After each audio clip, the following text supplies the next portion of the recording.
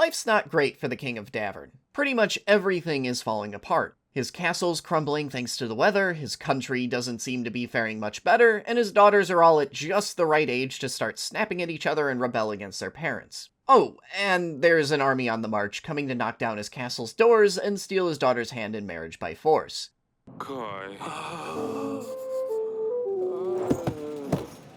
It's not been a great week.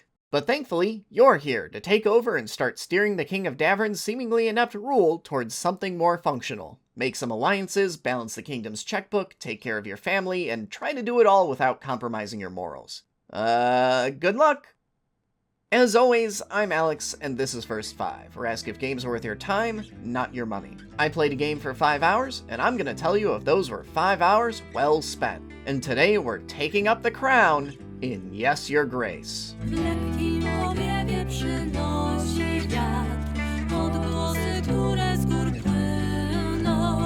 Before we get too deep into the review, I did receive a free advance review copy of this game, so heads up. Yes, Your Grace sets itself up as a kingdom management game, part of an elusive and somewhat obscure genre that focuses on narrative-centric, resource management-heavy gameplay. You're in charge of a kingdom in crisis, and it's your job to balance the resources and make the right decisions to guide the state back to more serene political waters. In this case, winning a war. Aesthetically, the game's already got a leg up on its competition with how well it presents said management. Most games of its ilk just throw up a text box or have letters you have to sign off on, like the world's most important secretary kept behind a desk at all times. In general, these tend to be low-budget affairs that rely heavily on text. But Yes, Your Grace seems to have bucked many of those limitations while taking inspiration from its source material's time period with a system of petitions. You have opening visiting hours in your throne room, and random citizens show up to request your aid. This usually comes in the form of doling out two resources, money and supplies. Helping people usually improves the happiness of the citizenry, which keeps them paying taxes, while withholding aid can anger them. You can try and get around this by sending out one of your officers to solve the problem instead, but your lieutenant's time is also a resource. Often you need your officers to do official state business instead of gallivant around the countryside hunting fairy tale creatures. And because you're on the clock, any time they spend away from the castle is time not spent advancing the main objective. But just because you help someone doesn't guarantee that your magnanimity will be rewarded. They might just as easily squander your aid, if they even needed it to begin with. The final part of properly managing those resources is figuring out who genuinely needs help and who's trying to pull a fast one on you.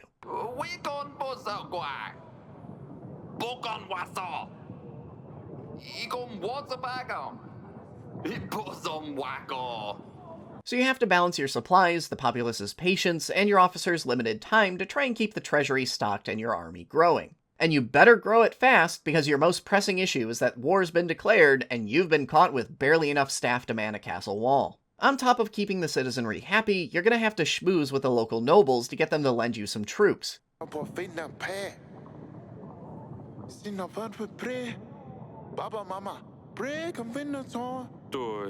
This ends up being the real core of the game. Yes, Your Grace sets up what feels like an overwhelming goal. For example, a giant army that dwarfs yours and is marching on your country, and gives you a ticking clock.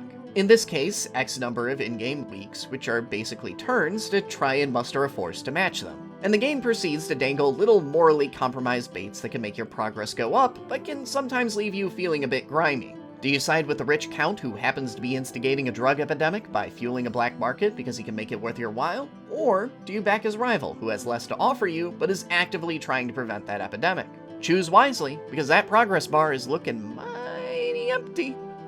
There's plenty of Mass Effect-esque binary decisions to be had here, and the system works right up until you start seeing the end result of all those choices. Yes, Your Grace undercuts all of these decisions with narrative swings that too obviously render them all moot. So most games that offer divergent paths or are all about quote-unquote making hard choices don't actually diverge all that much. As with a lot of things in video games, there are a lot of smoke and mirrors put up to instead create the illusion of choice, to make you feel like the options you're picking are meaningful without actually changing that much, because making a game that can genuinely spiral off in 10 different directions based on players' decisions is kind of impractical due to business concerns.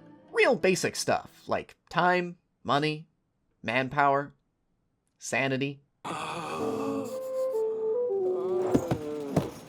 But most games hide the clockwork guts underneath and never reveal the answer of what would have happened if you chose differently until you go back and make those decisions on a second run. Yes, Your Grace is trying to be one of those games. We already covered its core loop. Put a big, overwhelming goal in front of the player, leave them with the assumption that based on how well they perform in pursuit of that goal, they'll get a better or worse result, and then put them on a timer. But the moment you hit the end of that timer, the illusion breaks. It's impossible to bring fully specific examples to bear without spoiling all of the most important scenes in the game, but in many of Yes Your Grace's central narrative events, the hand of the developer can feel just a little too visible sometimes. And the most depressing part is that it's usually the small details that give them away. Stuff like how you can go to battle, then suddenly the enemy has a force bigger than you ever could have beaten, even if you played a perfect game. It's literally just one number, but it diverges enough that it isn't hard to do the math and see what the man behind the curtain is doing. And unfortunately, once that illusion is broken, it undercuts a lot of Yes Your Grace's tension, and by extension, the game's entire core loop. Those tough decisions become a lot less difficult when it feels like you'll get the same result no matter what you do, so you might as well be a nice guy about it. And without that tension, all that's left is the spreadsheet simulator where you're balancing the treasury. But before you go leaping to assumptions and think I hated the game, there is a bright side to this, because even if those illusion-breaking events can feel scripted, that script's pretty good. And if the game hadn't set up my expectations and my actions would make or break my war effort, I'd probably have nothing but positive things to say, because I'm enjoying the story they are telling. A bulk of the game focuses on little side stories as your petitioners repeatedly come back to update you on what's been happening in their village lately. If you help someone out, they'll come back and tell you how well it worked, and if you deny aid, they'll probably come back in a few weeks to tell you how the situation's gotten worse. But the central narrative is more about your immediate family and how their needs clash with and ultimately influence the weighty decisions that affect the entire country. There are all kinds of plot points surrounding the big war that's going on, but all the underlying motivations behind that war are purely familial. An army coming to claim a bride purely for the sake of prestige, matters of succession, and vengeance for fallen fathers. Honestly, the broad-stroke plot points of Yes Your Grace's narrative feel like a mini-story out of Crusader Kings 2, just told in a more structured format with established characters rather than coming about through emergent storytelling. It's a big point in this game's favor, then, that the heart of its narrative is so well conceived, because I genuinely love hanging out with this family. You've got your wife, who mostly exists to play the straight woman representing the cultural ideals of the time that your three daughters are chafing against, and then you've got the daughters themselves. The first daughter, Lorsulia, has just come of age, which means it's political marriage time, and she's understandably not wild about it. Asalia is a hip teen who likes to rebel against authority and swing swords and stuff, and the youngest, Sadani, is just adorable.